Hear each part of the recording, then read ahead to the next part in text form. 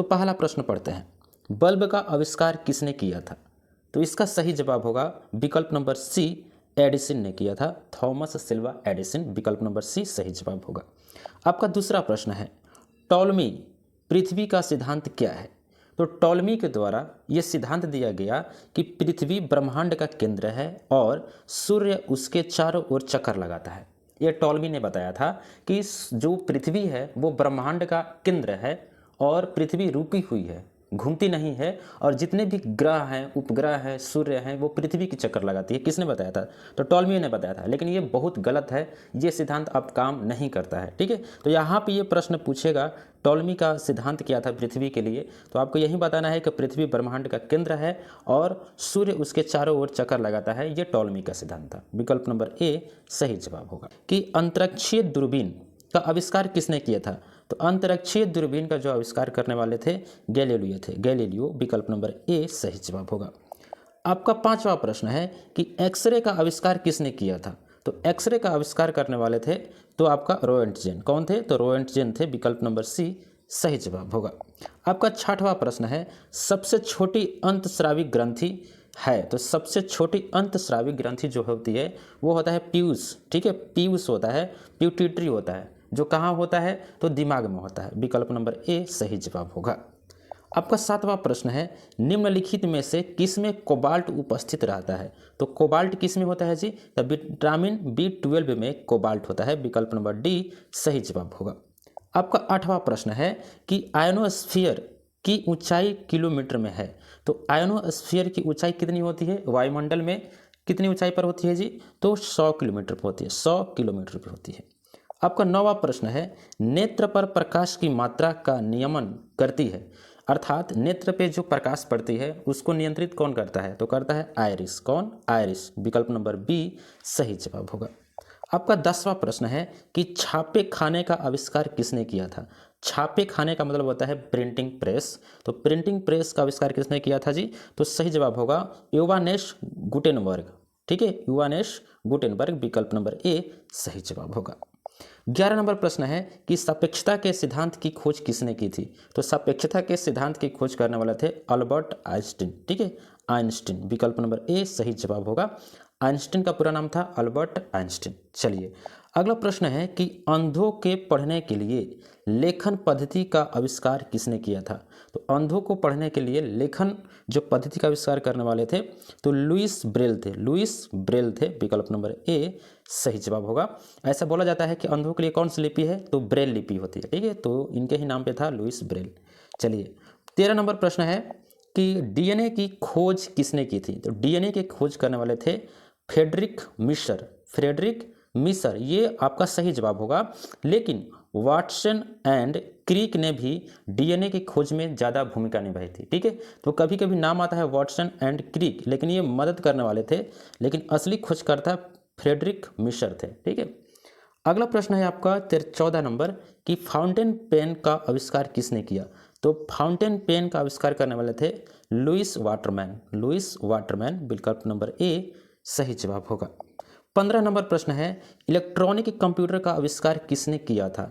तो electronic computer का आविष्कार करने वाले थे चार्ल्स बेबेज। ठीक है, चार्ल्स बेबेज, ये हमारे कंप्यूटर के पिता बोला जाता है। तो विकल्प नंबर सी सही जवाब होगा। कभी कभी नाम आता है जेपी एल्बर्ट का, एकार्ट का, जेपी एकार्ट का भी नाम आता है सामने कि इलेक्ट्रॉनिक कंप्यूटर का जो खोज करने में ज़्यादा भूमिका निभाई थी। लेकिन सही जवाब इसमें देखा जाए तो चार्ल्स बेबेज होगा, क्योंकि चार्ल्स बेबेज इलेक्ट्रॉनिक की नींव डाली थी, इलेक्ट्रॉनिक कंप्यूटर की नींव डाली थी। ठीक है, 16 नंबर प्रश्न है, माइनर्स सेफ्टी लैंप की खोज किसने की थी? तो सेफ्टी लैंप की खोज करने वाले थे तो हम्फ्री डेवी। हम्फ्री डेवी थे। विकल्प नंबर बी सही जवाब होगा। 17 नंबर प्रश्न है कि ऑटो हॉर्न किस आविष्कार से संबंधित है? तो ऑटो हॉर्न किस आविष्कार से संबंधित है जी?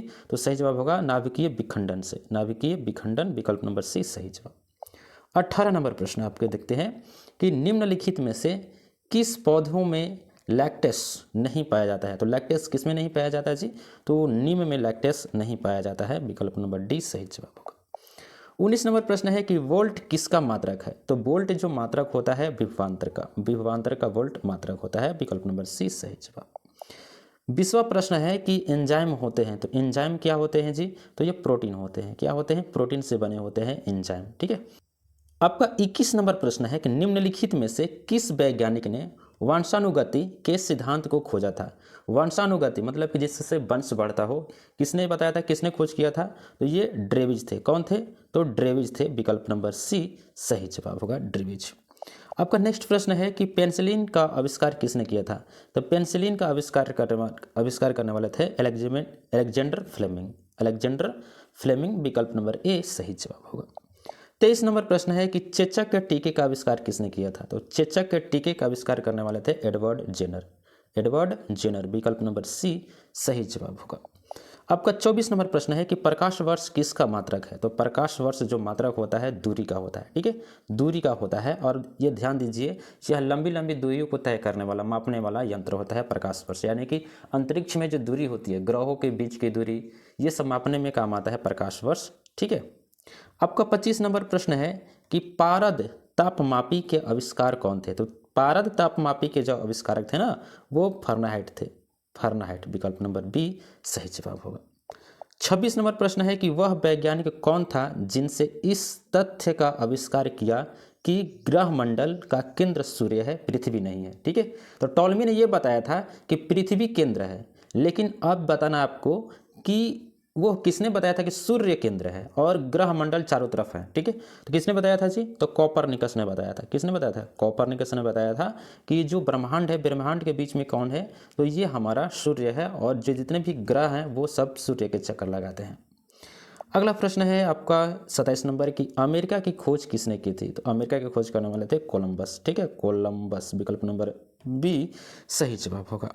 29 नंबर प्रश्न है कि अणु के कृत्रिम विभंजन की खोज की थी। तो अणु के कृत्रिम विभंजन की खोज करने वाले थे आपके, तो फर्मी थे। कौन थे? तो फर्मी थे, विकल्प नंबर बी सही जवाब होगा। 30 नंबर प्रश्न है कि जीवों के द्विनाम पद्धति के जन्मदाता है। तो जीवों के द्विनाम पद्धति के जन्मदाता कौन है जी? तो विकल्प नंबर बी लिनियस है। लिनियस ने यह बताया कि जो जीव होते हैं उनका कोई दूसरा नाम दिया जाए, किसी वर्ग में बांटा जाए, तो लिनियस ने यह वर्ग बांटा था, दूसरा नाम देने की पद्धति तैयार की थी। 31 नंबर प्रश्न है कि स्ट्रेप्टोमाइसिन की खोज किसने की? स्ट्रेप्टोमाइसिन की खोज किसने की? तो सही जवाब होगा विकल्प नंबर ए वाक्समैन। ठीक है, चलिए आपका यहाँ पे 32 नंबर प्रश्न है, कौन सी धातु कॉपर सल्फेट घोल से अभिक्रिया नहीं करती है? तो कौन सी धातु इनमें से बताना है कि कॉपर सल्फेट घोल के से अभिक्रिया नहीं करती है? तो सही जवाब होगा विकल्प नंबर बी एजी। ठीक है, कौन? तो एजी है, जो क्या करता है, कॉपर सल्फेट से कभी अभिक्रिया नहीं करता है। ठीक है, चलिए यहाँ पे नेक्स्ट प्रश्न है 33 नंबर, जब ब्लीचिंग पाउडर की कार्बन डाइऑक्साइड के साथ क्रिया कराते हैं तो क्या मिलता है? तो सही जवाब होगा दोस्तों कि क्लोरीन गैस निकलती है। क्या होता है? क्लोरीन गैस निकलता है, विकल्प नंबर बी सही जवाब होगा। आपका 34 नंबर प्रश्न है कि गुणसूत्रों में विभाजन न होकर जो कोशिका विभाजन होता है उसे कहते हैं। तो इसका सही जवाब होगा विकल्प नंबर बी असूत्री विभाजन। ठीक है, विकल्प नंबर बी सही जवाब होगा। यहाँ पे 35 नंबर प्रश्न है कि समस्त कोशिकीय जंतुओं को किस विशिष्ट समूह में रखा जाता है? तो समस्त बहुकोशीय जंतुओं को किस विशिष्ट समूह में रखा जाता है? तो विकल्प नंबर ए मोटा जुआ में। ठीक है, चलिए अगला प्रश्न पढ़ते हैं। 36 नंबर प्रश्न है कि निम्नलिखित में से कौन सा जीवाश्म ईंधन नहीं है?